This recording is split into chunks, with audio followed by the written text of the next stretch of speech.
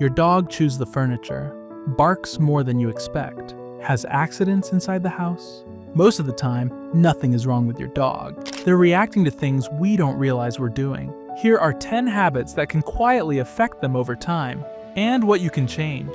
Number 10, ignoring dental health. All along the top of her tooth line, her tooth and her gum line meet. Get to the back. This is one most people don't think about until there's already a problem. By the time many dogs are around 2 years old, gum disease has already started. The reason it goes unnoticed is simple. Dogs don't show pain the way people expect. They keep eating, they keep acting normal, and nothing seems wrong on the surface. But inside the mouth, things can be getting worse. You might notice small signs if you look closely. Bad breath that doesn't go away. Slight hesitation when eating harder food. Red or swollen gums. Those things are easy to ignore, especially when everything else seems fine. Infections in the gums don't stay there. Bacteria can move into the bloodstream and affect organs like the heart, kidneys, and liver over time. It builds slowly, which is why most people don't connect it to anything serious until much later. Brushing your dog's teeth a few times a week makes a bigger difference than people expect. Even just getting used to checking their mouth regularly helps you catch problems early. It's one of those habits where a small effort now prevents a much bigger problem later. Number 9, not enough mental stimulation. Just using 3 and 1 in there. A lot of dogs aren't just lacking exercise, they're lacking something to think about. Many breeds were developed to do specific kinds of work: herding, tracking, retrieving. Their brain is wired to stay active. When that part isn't used, it doesn't just switch off. That's when you start seeing behavior like chewing, barking, or constantly looking for something to do. It can feel random, but it usually follows a pattern. The dog has energy, but nowhere to put it mentally. One small change that helps is how they get their food. If your dog eats from the same bowl every day, it becomes automatic. There's no effort, no engagement, and it's over in seconds. Spreading food out, using a puzzle feeder, or hiding it in different places changes that. Now they have to slow down, search, and stay focused for a bit longer. That short period of focus can shift their state more than people expect. It gives their brains something to settle into, instead of constantly looking for stimulation somewhere else. Number 8, leaving your dog alone too long.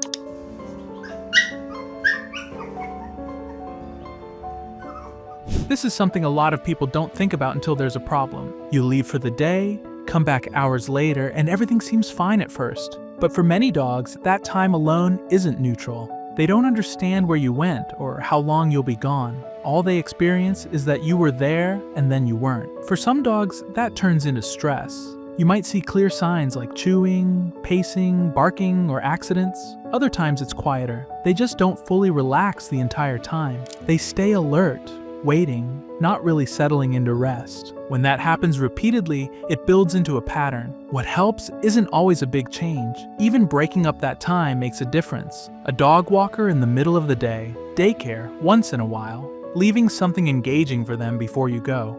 These don't remove the time alone, but they change how it feels. Instead of one long stretch, it becomes something more manageable. Number 7, not letting your dog sniff.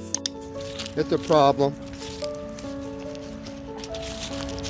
On walks, it's easy to focus on getting from one place to another. Your dog stops, you give a small pull on the leash, and you keep moving. From your side, it keeps things efficient. From your dog's side, it cuts off the main part of the walk. Dogs use smell to understand their environment. That spot on the ground isn't random to them. It tells them who's been there, what's happened, and what's around them. When they don't get time to do that, the walk becomes more about movement than exploration, and that usually shows up later. They come home, but don't fully settle. They seem restless, or they look for other ways to release that energy. When you slow the walk down and let them sniff, you'll notice the difference. They take their time, they process more, and afterward they're more likely to relax. The walk doesn't need to be longer, it just needs to feel complete from their side. Number 6, forcing your dog to greet strangers. It's just too close for her to even be right. I could correct her, but you know what? This usually comes from a good place. Someone wants to pet your dog, and it feels natural to say yes, but not every dog is comfortable with that. Even if they're generally friendly, you might notice small signs: leaning away, turning their head, stiff posture. Sometimes it's even more subtle. They freeze for a moment or avoid eye contact. Those signals are easy to miss, especially in a quick interaction. When they get ignored, your dog learns that their discomfort doesn't change anything. Over time, they may stop giving those smaller signals. That's when reactions become stronger and seem to come out of nowhere. In reality, they've been building. It's okay to step in and say no when your dog isn't comfortable. That helps them feel more secure because they're not handling the situation on their own. Number 5, misreading stress signals. Or as in discussion groups.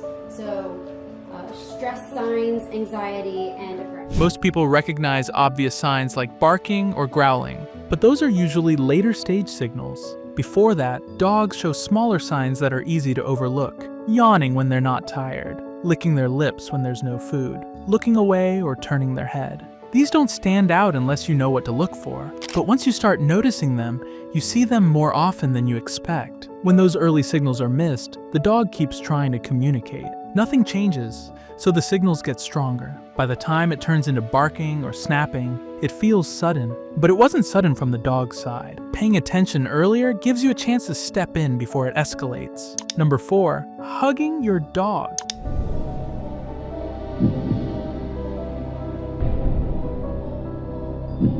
This is one people don't expect. You hug your dog because it feels natural. It's how people show affection. But for many dogs, it's not something they enjoy. When you wrap your arms around them, you limit their movement.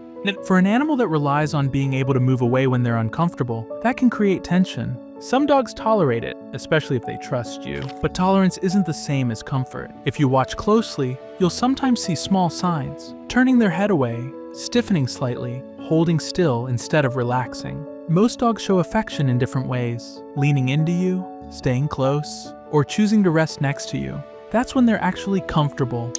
Number 3, feeding table scraps and human food.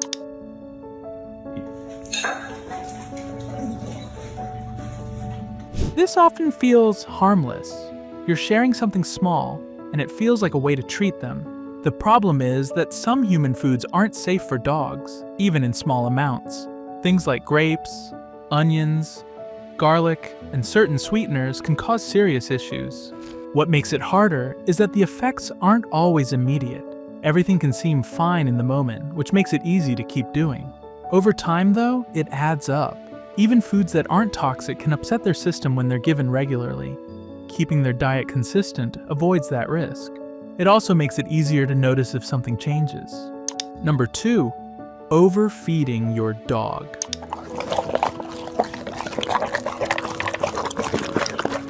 This is more common than most people realize. Food and treats are often given throughout the day without much thought. A little extra here and there doesn't seem like much, but it adds up over time. Because it happens gradually, it becomes normal. You see your dog every day, so the change is easy to miss. But it affects how they move, how much energy they have, and how their body handles stress. A simple check is feeling along their ribs. You should be able to feel them without pressing hard. If you can't, it's usually a sign to adjust how much they're eating. Small changes here don't feel dramatic, but they make a big difference over time. Number 1, yelling at and punishing your dog.